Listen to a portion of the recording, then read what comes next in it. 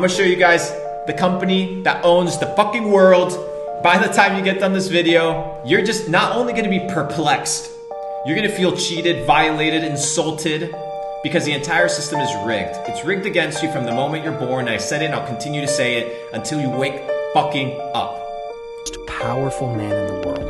Some may say it is the President of the United States. Others may side with corporate America and deem the likes of Jeff Bezos and Elon Musk to be more powerful. But there is someone else.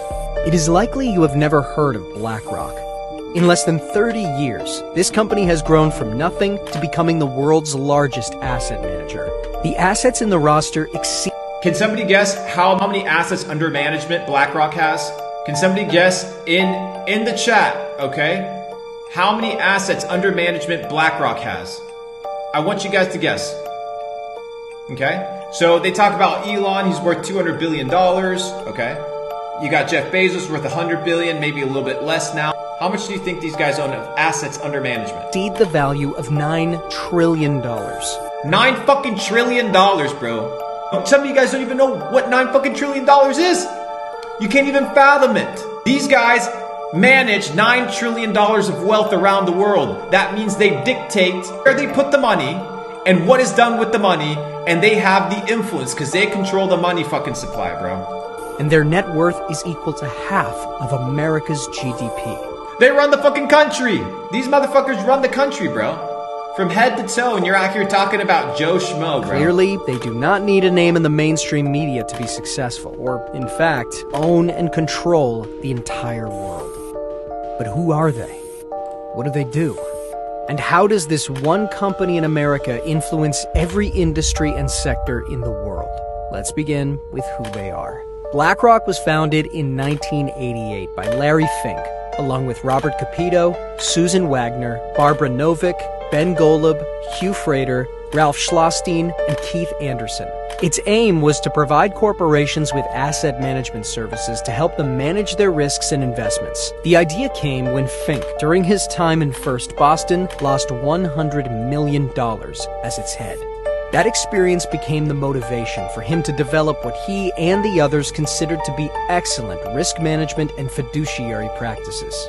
BlackRock first got its funding from Pete Peterson of the Blackstone Group, who believed in Fink's vision of a firm devoted to risk management.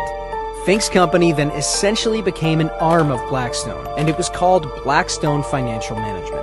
In exchange for a 50% stake in the bond business, Blackstone gave Fink and his team a $5 million credit line. Within months, the business turned profitable. And by 1989, the group's assets had quadrupled to $2.7 billion. Bro, do you understand how these guys do whatever the fuck they want, bro? And you think you're sitting on your million, 2 million, 100,000, 200,000, you're out here popping bottles like you run shit, bro. You don't run shit. Blackstone's stake in Fink's company then fell to just 40%, as opposed to the 60% held by Fink and his group. The firm adopted the name BlackRock in 1992, and by the end of that year, BlackRock was managing $17 billion in assets. By the end of 1994, they were handling $53 billion. Now the question is, and I'm gonna dissect this to you so you understand how deep and dark this shit goes. Whose assets? Right? That's not the problem here is in BlackRock is whose assets does BlackRock control? That's the crazy shit. And later that same year, Fink became the chairman and CEO of BlackRock Inc. The company went public in 1999 at just $14 a share on the New York Stock Exchange. And by the end of that year, they were handling $165 billion in assets. BlackRock grew both organically and by acquisitions. And in 2004, do you know what acquisitions means? That they bought everything. They bought it all. Every last bit of it. They bought all of it. You know how I know that they bought all of it? Chat, give me the name of a fucking company. Any company over the last years that's had an influence over our country. I mean, they fucking bought everything. Give me the name of a company. Any company that's publicly listed. Somebody said TikTok. TikTok's not an American company. All right, let's start with Tesla. Boom. So what we do, okay, very simple, is we go right here, okay, and we go to holders. I'm going to teach you guys how to run this shit. Top holders, companies that, between these two companies, Vanguard and BlackRock, they own 11% of Tesla. 11% of Tesla. These two companies own 11% of Tesla. Give me another company. Somebody said Google? Alphabet. Holders. BlackRock, Vanguard. They own 12% of Amazon. More than all the top ones combined. More than the rest all combined. Give me another company. Did somebody say Facebook? We got Meta. Yeah, Zuckerberg's a bad dude. Zuckerberg's a bad dude. He makes the decisions. These motherfuckers own 14% of Facebook. They bought it all. All of it. Do you understand now what I'm trying to fucking convey? Are you still fucking asleep? Are you still fucking dumb? It's ridiculous.